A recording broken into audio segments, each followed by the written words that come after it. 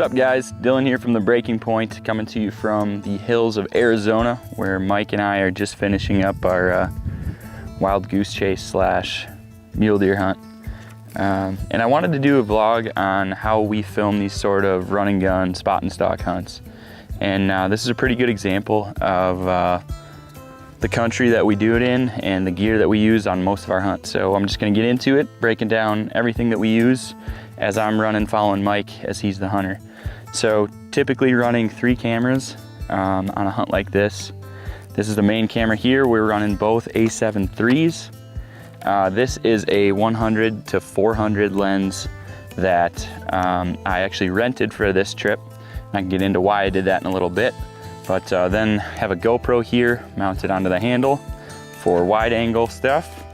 And then for B-roll interviews, a lot of the wide landscape style shots, running this A7 III with a 16 to 35 f4 lens with just a Rode mic on top. And this gets a lot of the B-roll done.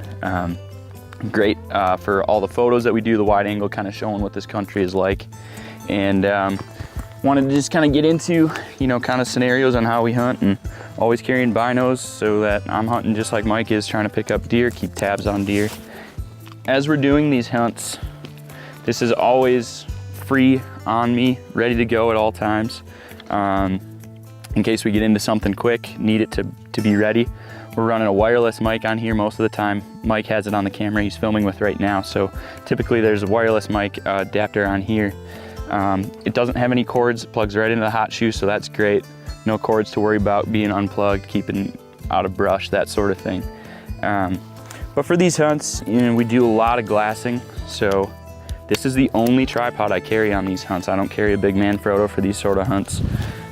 And for a lot of our filler stuff, just kind of when it happens quickly, we'll use a phone scope.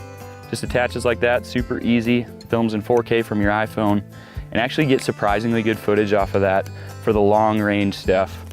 And I actually customized this rig here. It's a shoulder rig by iCan, I believe it's called a Recoil. Picked it up, I think, for like 40 bucks on eBay. And just kind of customized it so that I could use it as a shoulder rig as we're running and gunning on these hunts. And I actually added an adapter to the bottom of this so that in a pinch, if I wanted to film deer at a very, very long range, I can slap that on this tripod. Obviously not level right now, but it'll actually sit there and take perfectly still footage of deer a long ways off, especially at 400 millimeters, which is a really, really good thing for these sort of hunts, kind of telling the story. A lot of times, you know, if you're running a 200 millimeter lens, you're not seeing those deer that well. So, especially when they're far away. So the 400 helps a little bit. And I actually have a 2X extender that I used a couple times on this hunt. So I actually was having it at 800 millimeters. And for bright sunny days like this, the f-stop was about, I want to say it was around 7 for minimum aperture or maximum aperture because of the 2X extender. And this is a 5.6 lens on the high end. So use that a little bit just to kind of get in real tight on some deer, but not a ton. And always carrying a bag full of batteries. This is batteries for both these cameras and the GoPro. And when we're actually doing our spot and stalks, just following behind Mike with this, I can keep the GoPro running. That's been running at 24 frames a second at 2.7K. So gets pretty good definition.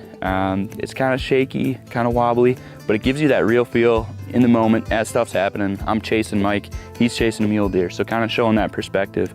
It's not all beautiful out here, you know, we're just running after these deer. So then this lens on this camera is surprisingly steady, even at 400 millimeters. If you're not huffing and puffing too bad, you can get in here, hold tight, and be on deer, and it looks not quite like a tripod, but it looks really, really good.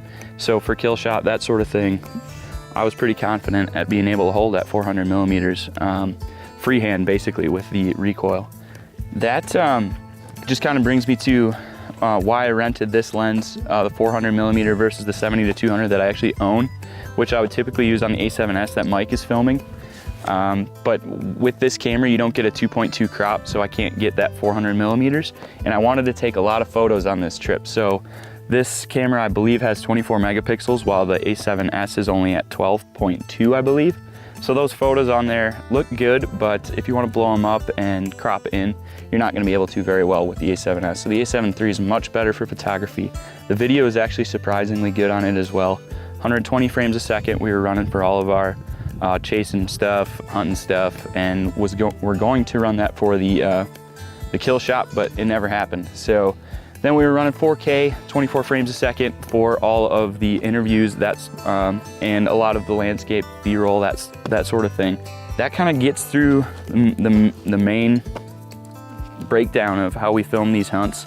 If I missed anything, if there's any questions you guys have, drop it in the comments. I'll be happy to hop on there and answer them. So thanks a lot, guys. Thanks for tuning in. Hit the subscribe if you're into this sort of thing. We're gonna have a lot more of these video style filming stuff coming out. So we'll see you in the next one. Take care.